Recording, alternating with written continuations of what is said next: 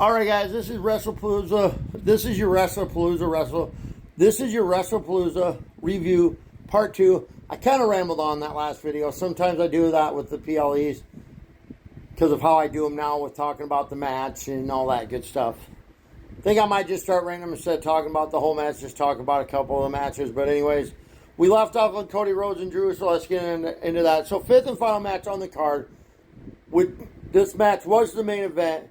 We had the WWE Undisputed Champion, Cody Rhodes, defending his title against the Scottish Nightmare, Drew McIntyre. Now, I thought this match was solid from beginning to end. It told the story it needed to tell between the two. It didn't have a lot of build-up, but it still did a good job with the build-up they had. With Cody, during most of the match, it seemed like Cody was off, like something was really wrong with him. I don't know if something is wrong with him. I hope not. But if there's not, they did a good... He sold that very well with acting like there was something wrong with him. Like, it almost looked like he had a concussion, that it was affecting him. Drew dominated most of the match, but Cody, it was pretty evenly. There was a section match where Drew dominated. And then we got to the outside where Drew was going to kick Cody's head through the announce table like he did a few weeks ago when they wrote Cody off TV so he could go be with Brandy while Brandy delivered their second baby.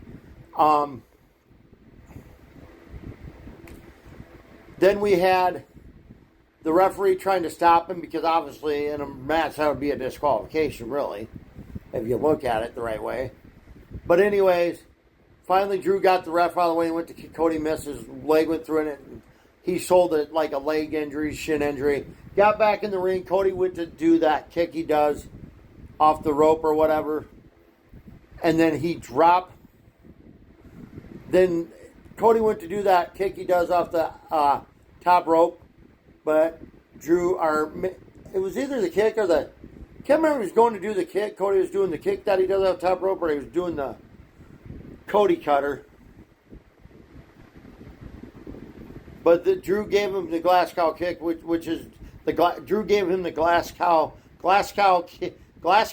Drew gave him the glass cow kiss, which is Drew's headbutt. Then he went back to the corner to give him the Claymore, and he just, because of that leg, Drew sold it really well right there, and he caved, and then Cody hit a cross cutter. Cody hit a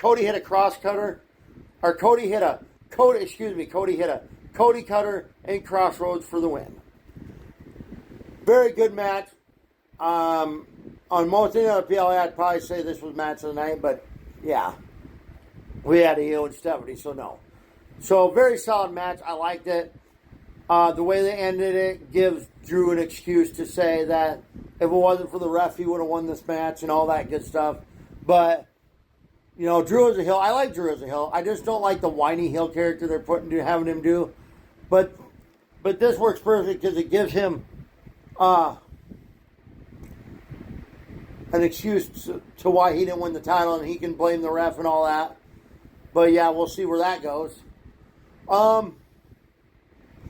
So I'm going to give Cody and Drew a 4 out of 5 stars. So match of the night for me was obviously Io. Match of the night for me was Io Sky and Stephanie Valkyrie for the WWE Women's World Title.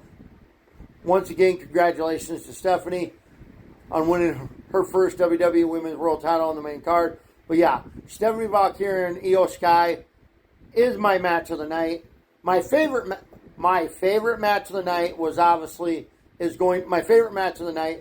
going to be Seth Rollins and Becky Lynch for my favorite match. So the match of the night for me is Stephanie Valkyrie versus Io Sky for the vacated WWE Women's World Title. And favorite match of the night was Seth Rollins and Becky Lynch versus CM Punk and AJ Lee. This match was the most entertaining match of the whole night. Loved this match. It was my favorite match of the night. It did a good job telling the story it needed. It did a good job of telling the story it needed to tell.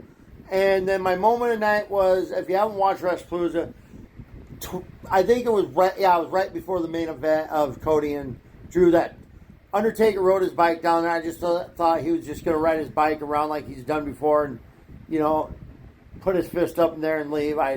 Then he went over and Stephanie was in the front row. He claimed over and was talking to her. And then he said, "It's my honor to inform you that you are going to be inducted into the 2026 WWE Hall of Fame. Can you do that?" And Stephanie was the most shook her head no at first, but then she gave Undertaker a hug. So yeah, Undertaker telling Stephanie McMahon that she's going into the 2026 WWE Hall of Fame was my moment of the night.